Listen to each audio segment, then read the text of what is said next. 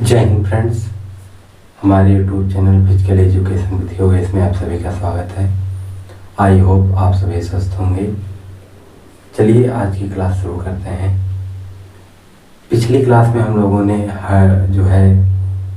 Heart के बारे में थोड़ा सा पढ़ा था।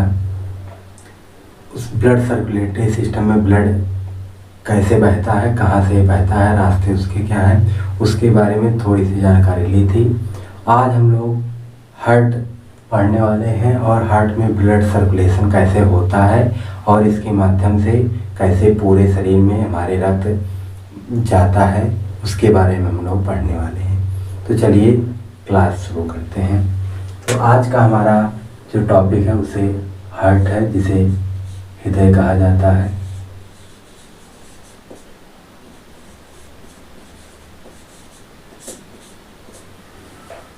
हार्ट के सबसे पहले हम लोग तो ये समझेंगे कि हार्ट में क्या क्या पाया जाता है, कितने चैम्बर होते हैं, क्या होता है उसके बारे में।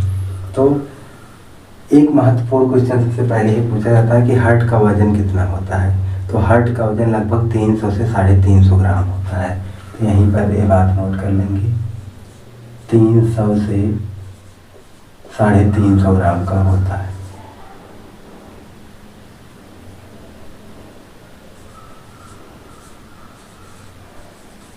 तीन सौ से 350 ग्राम का होता है हार्ट। अब आप सभी लोग जानते होंगे हार्ट में 4 चैम्बर पाए जाते हैं। कौन कौन से? दायां अलिंद, दायां निलय, बायां अलिंद और बायां निलय। राइट आर्टरियम और right ventricle, left atrium and left ventricle. अब इसमें पंपिंग कैसे होती है, ब्लड सर्कुलेशन कैसा होता है, यही सब हम लोग आज पढ़ने वाले हैं। तो सबसे पहले फिगर हम लोग समझते हैं, उसके बाद सारी बातें क्लियर हो जाएंगी। तो इसको हम लोग लेफ्ट लेंगे, इसको लेफ्ट मानकर और इसे राइट मानकर।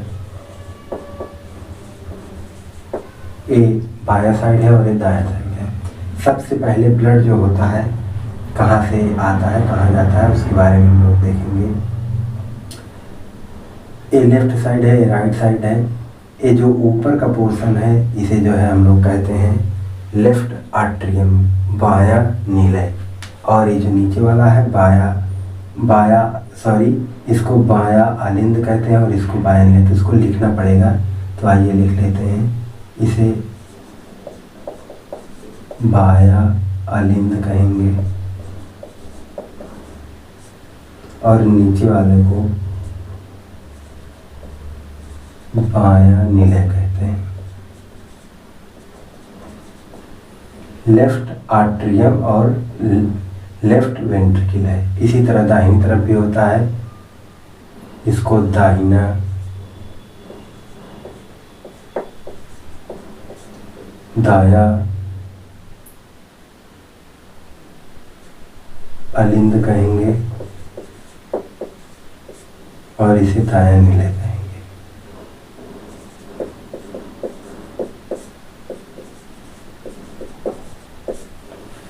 अब सबसे पहले हम लोग देखेंगे कि ब्लड जो है कहाँ से आता है।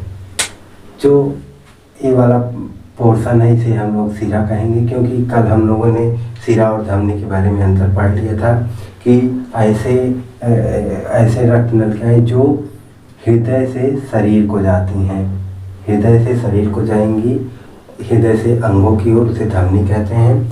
और जो शरीर से हृदय की ओर आएंगे वो सिरा कहलाती है। तो यहाँ पर जो है इसको एरोटा कहते हैं, जिसे महाधमनी कहा जाता है। और ये लंग्स है, ये लंग्स है। इसे हम लोग सिरा कहते हैं, वेने का, जिसे महासिरा कहा जाता है, महासिरा। यहीं से रक्त प्रवेश करता है। और इन सब के बाद जहाँ से आना शुरू करता है उसको देखिए। सबसे पहले ब्लड यहाँ से इंटर करता है, महासिरा, जिसे वेना कावा कहा जाता है। यहाँ से जब ब्लड गिरता है तो ब्लड सबसे पहले हमारे शरीर, हार्ट में जो रहता है, बाहर से आता है शरीर से, वो जो है सिरा के माध्यम से आता है। सिरा में अभी अशुद्ध रक्त बहता रहता है, तो उसे शुद्ध होने के लिए जाना है। वही प्रक्रिया क्या है उसको आइए हम लोग समझते हैं। यहाँ से ब्लड आता है, ब्लड आने के बाद सबसे पहले जो है दाहिने अलिंद में आता है। दाहिने अलिंद में यहाँ पर 2 चैम्बर पाए जाते हैं, एक चैम्बर और दूसरा चैम्बर। यहाँ पर 2 वाल्व लगे हैं। इस वाल्व को जो है हम लोग कहते हैं, इस वाल्व को कहा जाता है ट्राइकास्पिड वाल्व। Tricuspid valve. और जो इस तरफ वाला वाल्व है इसे हम लोग बाइकास्पिड वाल्व कहते हैं। Bicuspid valve. तो जो महाशिरा से ब्लड आता है, यहाँ पर आता है, आने के बाद वो जो है बाइकास्पिड वाल्व के माध्यम से ब्लड हमारा नीचे वाले चैम्बर में, जिसे हम लोग दाहिना नीले कहेंगे, उसमें आ जाता है। तो दाहिना नीले में आने के बाद यहाँ से जो है जैसे ही रक्त आता है, फिर ब्लड जो है इस रास्ते से नहीं ऊपर जा सकता, क्योंकि हम लोग वाल्व को जानते हैं। वाल्व में एक तरफ से तो पानी या जो भी रहता है तरल पदार्थ वो जा सकता है, लेकिन फिर से उसी रास्ते से वह बाहर नहीं आता है, उसे हम लोग वाल्व कहते हैं। तो इसी तरह ब्लड आ जाएगा, जैसे ही आता है ये जो है क्लोज हो जाता है वाल्व, जिससे कि अब नीचे से ब्लड ऊपर ना जा सके। इसलिए ब्लड दाहिने आलिंद से आकर नीचे इस वाल्व के माध्यम से गिरता है।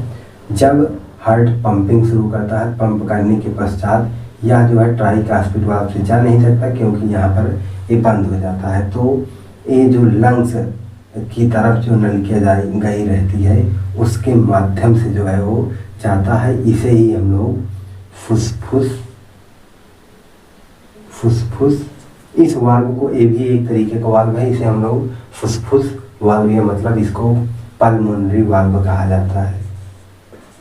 पल्मोनरी वाल्व कहते हैं, इसे पल्मोनरी वाल्व कहते हैं। और ये जो रक्त नलिका पाई जाती है, इसे हम लोग, इसको जो है फुसफुस धमनी कहा जाता है। फुसफुस धमनी कहा जाता है। धमनी की परिभाषा हम लोगों ने पढ़ी थी। ऐसी धमनी, ऐसा नली जो हृदय से अंगों तक ले जाती है रक्त को, उसे हम लोग धमनी कहते हैं। धमनी शुद्ध रक्त ले जाता है, लेकिन महाशिरा से हार्ट में जो आया है, ये अभी जो रक्त है तो शुद्ध है नहीं, तो शुद्ध होने के लिए ही जाता है। इसीलिए फुसफुस धमनी में रक्त जो है अशुद्ध रहता है। अब यहाँ से होते हुए लंग्स में जाता है, और लंग्स में जाने के पश्चात जो वहाँ पर ऑक्सीजन होता है, उसमें मिलाकर ऑक्सीजन रक्त में फिर उसको भेजता है। कहाँ पर भेजता है?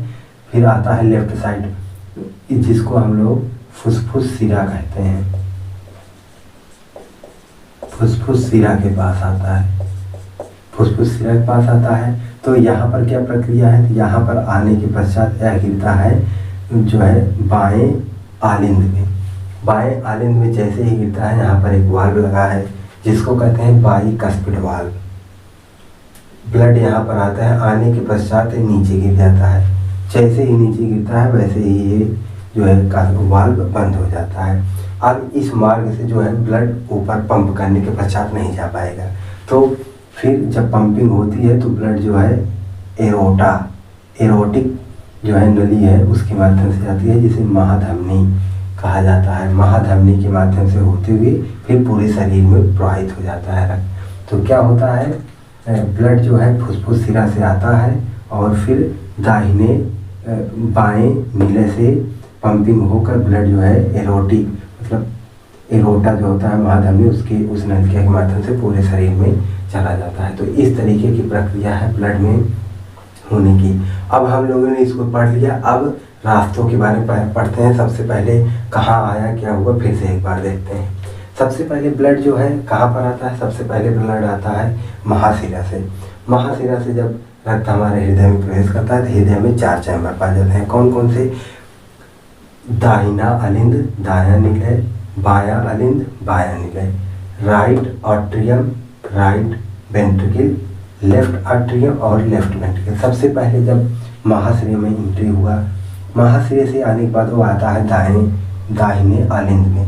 दाएं अलिंद में वो जब आता है तो यहाँ पर एक वाल्व लगा है जिसे ट्राइकास्पिड वाल्व कहते हैं।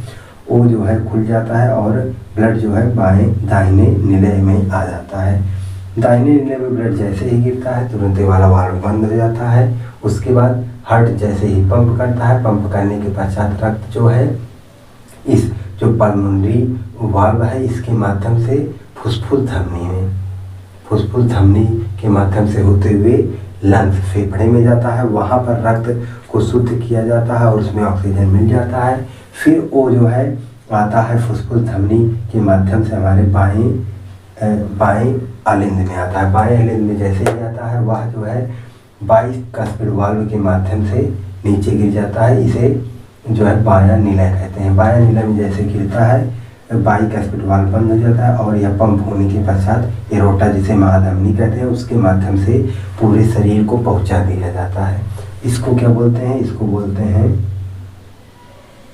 इसे कहेंगे एरोटिक वाल्व कहा जाता है और इसको एरोटा कहते हैं। आप लोग जानते हो। आई थिंक आप लोगों के ब्लड कैसे आता है और किन किन माध्यमों से होकर जाता है इसके बारे में आप लोग समझ गए होंगे। तो ये रहा हार्ट की संरचना और हार्ट में ब्लड कैसे जो है पंप करता है, क्या होता है उसके बारे में। अब यहाँ पर एक बात ये जानने योग्य है कि हार्ट, अब ये सोचिए हार्ट में लगभग जो है कितना ब्लड होता है और जो है इतने छोटे से 300 ग्राम का हार्ट है वो कैसे हो जाता है। तो 1 मिनट में जो है हमारा दिल 72 बार धड़कता है। 1 मिनट में 72 टाइम बार जो है हार्ट हमारा पंप धड़कता है और एक बार जब पंप करता है तो 70 ml ब्लड को पंप करता है। कितने ml? तो 70 ml। तो 1 मिनट में कितना ये आ जाएगा? ये आ जाएगा 50 और 40, मतलब लगभग 540 मिलीग्राम, 5040 मिलीग्राम जो है मिलीलीटर ब्लड को जो है वो ब्लड पंप करता है टोटल। तो 1 सेकंड, अब ये सोचिए कि 5 लीटर ब्लड है और इसका आकार जो है 300 से 350 ग्राम, इतना छोटा लगभग होता है हार्ट। तो 5000 लीटर का गैलन इतना बड़ा होता है, तो कैसे जो है उतना ब्लड इसमें आ जाता है? तो यहाँ पर कोई दिक्कत की बात नहीं है, आ इसलिए जाता है क्योंकि हमारा हृदय जो होता है एक बार में जो पंप करता है 1 मिनट में 72 बार और 1 मिनट में 60 सेकंड होते हैं। तो 1 सेकंड में लगभग 1 बार या 1 से थोड़े से अधिक बार ये जो है धड़कता है। तो एक बार में जो है 70 ml ही ब्लड पंप होता है, पूरा 5000 लीटर एक साथ नहीं होता है। एक बार जब पंप हो जाता है तो फिर वो भेजा जाता है, उसके बाद फिर से दूसरा होता है। तो इसलिए जो है हमारा लगभग 100-200 ml ही हो पाता है 1-2 बार धड़कने पर। इसलिए जो है यही प्रक्रिया बार बार चलती रहती है और यही सर्कुलेशन हमारे शरीर में होता रहता है, जिससे लगता है कि 5 लीटर जो है ब्लड एक बार में पंप हुआ, लेकिन एक बार में नहीं होता है। वो 1 सेकंड में जो है कुछ ब्लड को लगभग 70 ml ब्लड को पंप करता है और सभी पूरा 5 लीटर ब्लड को एक साथ पंप नहीं करता है। तो ये बात आप लोग समझ गए होंगे। अब यहाँ पर एक चीज़ ये जाननी होगी कि हमें लगता है कि हार्ट जो है एक तरफ थोड़ा सा झुका रहता है, यहाँ झुका नहीं रहता है। एक्चुअली में होता क्या है कि जो है इसकी परत जो होती है मोटी हो जाती है इधर और इधर पतली। ऐसा क्यों होता है वो देखिए, यहाँ जब ब्लड पंपिंग होती है तो ये किसको भेज जा रहा है? यहाँ से ब्लड कहाँ जाता है? लंग्स के पास जाता है और लंग्स यहीं बगल में ही होता है, तो कोई दिक्कत नहीं, आसानी से हो जाता है। लेकिन यहाँ से ब्लड पंपिंग होकर ब्लड पूरे शरीर में जाता है। तो जब पूरे शरीर में जाएगा तो उसको ज़्यादा पावर की आवश्यकता होगी, पंपिंग में ज़्यादा फोर्स की आवश्यकता होगी। और जब ताकत ज़्यादा लगेगी यहाँ पंप करने में तो यहाँ पर जो कार्डियक मसल है, मतलब हृदय के बगल में जो मांसपेशियाँ पाई जाती हैं, उसकी क्षतिग्रस्त होने का खतरा रहता है। इसलिए जो है यहाँ पर एक बहुत मोटी परत पाई जाती है, जैसे देख रहे हैं आप लोग, यहाँ तक बहुत मोटी है। यही मोटी परत होने का यही कारण है क्योंकि पंपिंग के समय हमारी जो कार्डियक मसल है उसमें क्षति न पहुँचे, इसलिए ये पोर्शन मोटा होता है। और जो ए वाला पोर्शन होता है सेकेंड साइड, यहाँ से ब्लड जो है केवल लंग्स को ही जाना रहता है, तो यहाँ उतने पंप की ज़रूरत नहीं पड़ती है ज़्यादा पावर जनरेट करने की। लेकिन यहाँ पर पावर ज़्यादा चाहिए, इसलिए ये जो है मोटा होता है। और दोनों लगभग सेम साइज के होते हैं, लेकिन यहाँ परत मोटा होने की वजह से लगता है ये झुका हुआ है। आई थिंक आप लोग को ये बात क्लियर हो गई होगी। अब इसके बाद जो है यहीं पर यहाँ पर एक यसे नोड पाया जाता है, यसे नोड पाया जाता है, एस ए नोड। अब इसका काम क्या होता है? इसका काम होता है इलेक्ट्रिक करंट जनरेट करने का।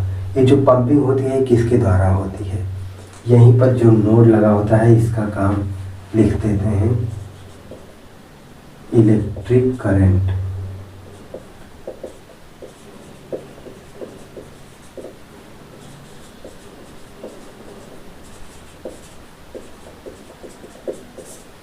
ऐसे नोड यहाँ पर जो है हार्ट में